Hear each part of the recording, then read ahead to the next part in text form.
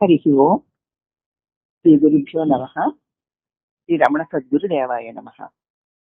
రమణ భాషలోని ఈ వేళ మనం మనస్సు ఏకాగ్రత అన్న అంశాన్ని చెప్పుకోబోతున్నాము. ఎందుకంటే మనకు కావాల్సిన ముఖ్యంగా అదే. ఎన్నిసార్లు ఇచ్చినా కూడా దాని సంగతి మళ్ళీ మనకి పునశ్చరణ అవ్వాల్సిందే. మనస్సు యొక్క చాంచల్యాన్ని అణిచేది ఎలాగా అని అడిగారు. అడిగినప్పుడు భగవాన్ అన్నారు, మనస్సుని కలతపెట్టేవేమిటి? బహిర్విషయాలు. బహిర్విషయాలే మనసుని కలతపెడతాయి. బహిర్విషయాలంటే తాను కాని ఇతర విషయాలతో పొద్దు మానే, అప్పుడు నీకు కలత ఉండదు. నీవు కాని ఇతర విషయాలు, నీవు కాని ఇతర విషయాలంటే నీ చేత తెలియబడేవన్నీ నువ్వు కానివే అంతే. దాంతో పొత్తు పెట్టుకోకూడదు. అంటే దాన్నే వైరాగ్యం అంటారనమాట. ఆ తర్వాత వివేకమని, ఆ తర్వాత ధ్యానమని, అదే వాటికి అదే వస్తాయి. ఇవి చేస్తూ పోతే అంటే నీ చేత తెలియబడే ఏ విషయాల మీద నువ్వు ఎక్కువ పొత్తు పెట్టుకోకు. అప్పుడు మనోచాంచల్యం నెమ్మదిగా అణుగుతుంది. ఎందుకంటే నీ చేత తెలియబడే విషయాలు నువ్వు పొత్తు పెట్టుకున్నావు అనుకో, నీ మనసుకి కలత కలుగుతుంది. ఆ కలతే చాంచల్యంగా మారుతుంది. అయితే మరి దానిని ఎలా అభ్యసించాలి భగవాన్ అని అడిగారు. ఇప్పుడు భగవాన్ అన్నారు, మనస్సుకి వెలి అయిన వస్తుజాతమంతా నశించేదే కదూ. నశించేదే. మనకి నీకు నిజత తెలియబడేది ఏదైనా సరే నశించేదే. వస్తుజాతము దుష్టజాతము అంతా రూపాలు అంతా కూడా అంతా నశించేదే అన్న వివేకం ఎవరికైతే దృఢంగా కలుగుతుందో వారికి వైరాగ్యం దానికి అదే కలుగుతుంది. ఎందుకంటే నేను అలాగే ఉన్నాను, నా చేత తెలియబడేవన్నీ క్షణక్షణానికి మారిపోయి తొలగిపోతున్నాయి. తొలిగి నశించిపోయేవి శాశ్వతం కానివి. దాని వల్ల నాకు కలిగే ఆనందం ఏముంది? వివేకంతో అతడు చూస్తాడు కనుక ఆ వివేకం మరి తన చేత తెలియబడే, ఇంతకు ముందు మనం ఆ బహిర్విషయాలకి మనం లొంగిపోయి మనసు కలత పెట్టుకున్నాం కదా. ఈ వివేకం వల్ల అవన్నీ క్షణభంగురాలు, కలిగి తొలిగేవి, నా చేత తెలియబడేవి, శాశ్వతం కానివిను. వాటన్నిటినీ తెలుసుకున్న నేను అలాగే ఉండగా అవి వచ్చి వెళ్ళిపోతున్నాయి. ఆ వచ్చిపోయే వాటిలో సుఖముందని ఇన్నాళ్ళు భ్రమపడ్డాను, అక్కడ సుఖం అన్నదే లేదు, ఉన్నట్లు కనబడుతుందంతే అన్న జ్ఞానం మనకి స్థిరపడినప్పుడు అట్టి వివేకం నిజంగా ఆ బహిర్విషయ వస్తువుల మీద వ్యామోహాన్ని పోగొట్టుకునేటువంటి వైరాగ్యం అవుతుంది. అర్థమైందా విషయం? కాబట్టి మనం విచారణ ఎక్కవలసిన ఇదే. ఈ విచారణే మనం ముక్తిని పొందడానికి ఎక్కవలసిన మెట్టు.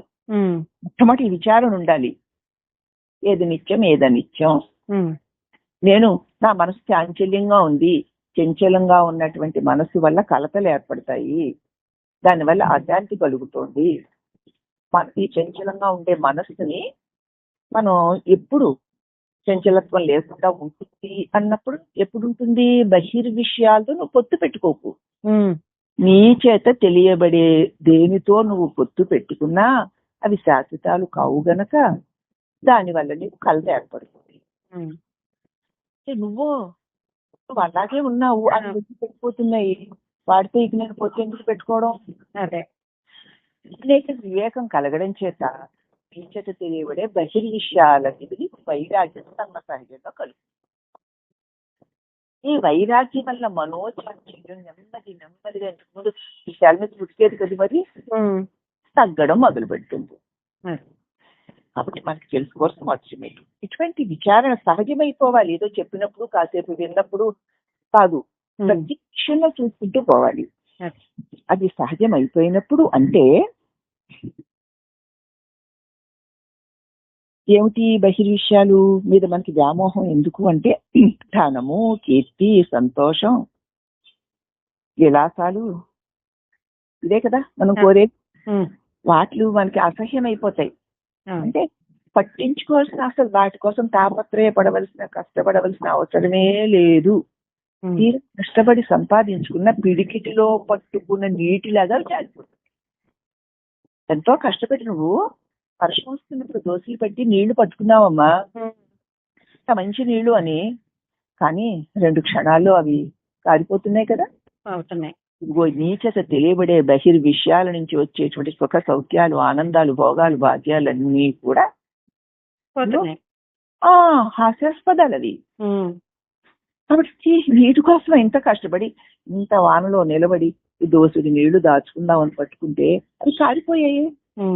ఉన్నట్టుంటే గొప్పగా అనిపిస్తే పోతాయి కదా అన్న జ్ఞానం నీకు కలిగితే అవి నీవు అసహ్యాలు నా మీద వికారం వస్తుందని కాదు, వాటి కోసం నేను ప్రయత్నమే చెయ్యక్కర్లేదు అని నీకు తెలిసిపోతుంది.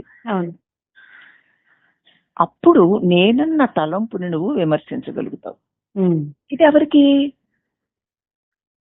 ఎవరికి బహిర్విషయాలలో నుంచి సుఖాన్ని, నా చేతి తెలియబడే వాటి నుంచి సుఖ సౌఖ్యాలు పొందాలి అనుకునే నేను మరి ఈ సుఖ సౌఖ్యాలు ఉండడం లేదు అని తెలుసుకున్న తర్వాత మరి నేనెవరిని అని నువ్వు అప్పుడు ఆలోచించగలవు. మనసు బయటికి వెళ్ళిపోతుంటే నేనెవరిని అని నువ్వు ఎట్లా చూడగలవు?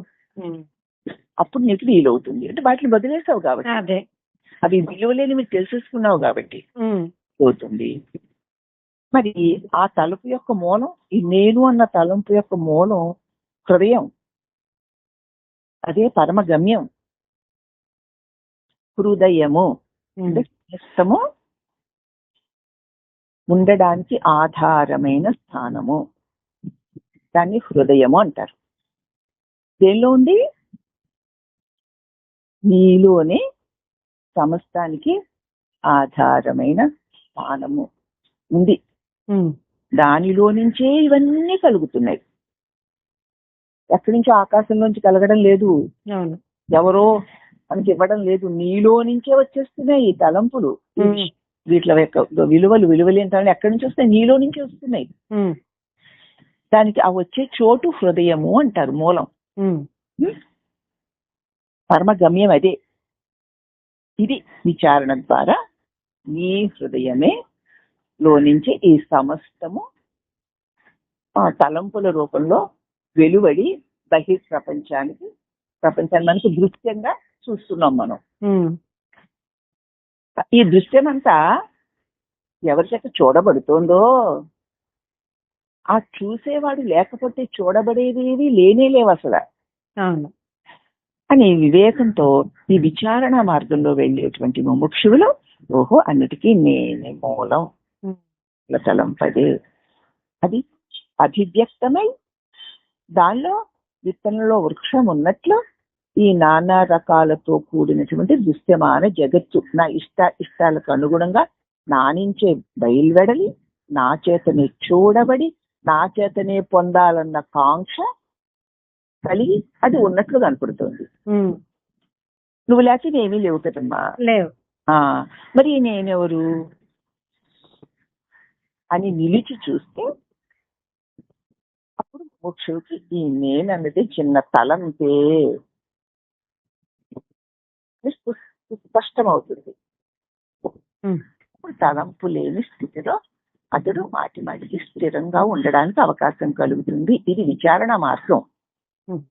ముక్తిని కోరేటువంటి వాళ్ళు విచారణ మార్గంలో వస్తే ఇలాగా తమ గమ్యానికి చేరుకుంటారు.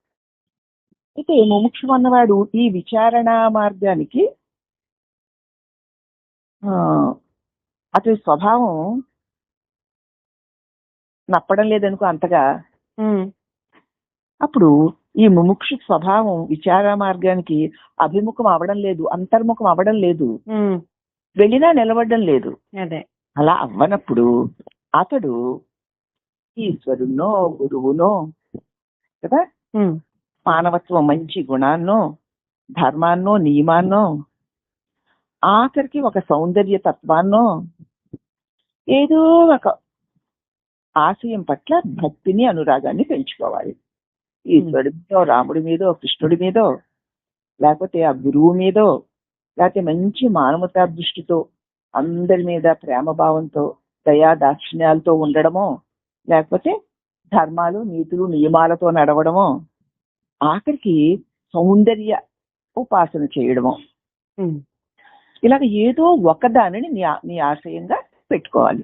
మరి నీ స్వరూపాన్ని నువ్వు పట్టుకుని ఉండలేకపోతున్నావు కదా, అంతర్ముఖం అవ్వడం లేదు, నీకు ఏదో ఒక ఆలంబన కావాల్సి వస్తుంది. అదే ఆలంబన కావలసిన వచ్చిన వారు వారికి నచ్చినటువంటి రూపాన్ని గురువును పెట్టుకోవాలి. అప్పుడు ఏదో ఒక ఆశయం పట్ల భక్తిని అనురాగాన్ని గాఢంగా పెంచుకోవాలి.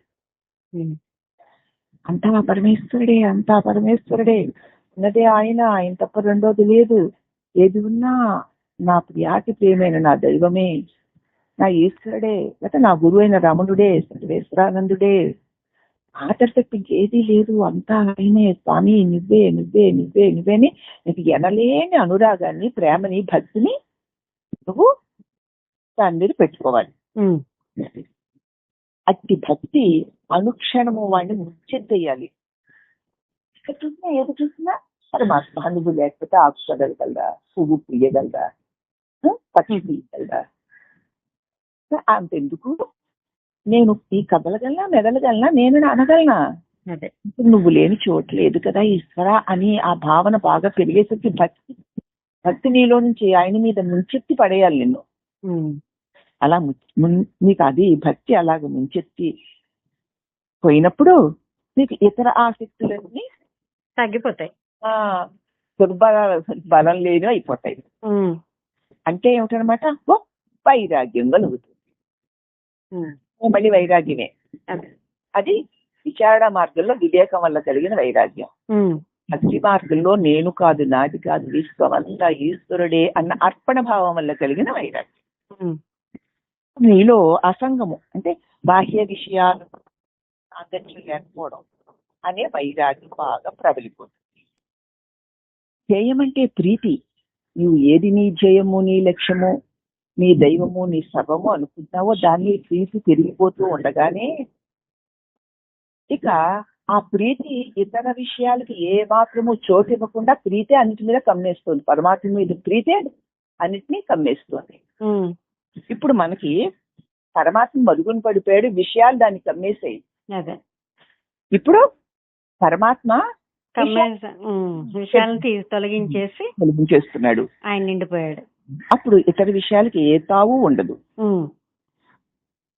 ఆ కాలంలో అటువంటి స్థితి నీకు కలిగినప్పుడు అలక్షితంగా ఏ లక్ష్యము లేకుండానే దివ్య దృశ్య సహితంగానో లేక ఒక గొప్ప దివ్య దృశ్యంగానో ఏ దృశ్యము లేనటువంటి ఒక నిరామయమైన శాంతి అనుభవంగానో ప్రత్యక్షంగా ఏ ఆలంబన లేకుండానే తానంతకి తానే ఏకాగ్రత అంతకంత ఏకాగ్రం అయిపోతుంది చిత్తం. దాని చిత్తం అందులో చిత్తం. ఈ రకంగా మనసు దాని యొక్క చంచలత్వాన్ని వీడి ఏకాగ్రతను పొందే పద్ధతిలో విచారణ మార్గం వల్ల, భక్తి మార్గం వల్ల ఈ ముముక్షు అన్నవాడు తన గమ్యాన్ని ఇలా చేరుకోగలడు. భగవాన్ అతి తేలికగా, అతి స్పష్టంగా, నిజంగా ఆర్తి ఉన్న ముముక్షుడికి చక్కటి ఆలంబనగా, ఒక బోధగా భగవాన్ అందించారమ్మా. ఇది విషయం కాబట్టి మనలో ముముక్షులమైన మనం భక్తి కూడిన వారమైన, జ్ఞానంతో విచారణతో కూడిన వారమైనా సరే అవలంబించి మనోచాంచల్యాన్ని నిలిపి ఏకాగ్రతమైన ఏకవస్తు చింతనలో మునిగిపోయి అదే మనం అయిపోవడానికి చక్కటి ఉపాయాన్ని భగవాన్ మనకి చెప్పారు.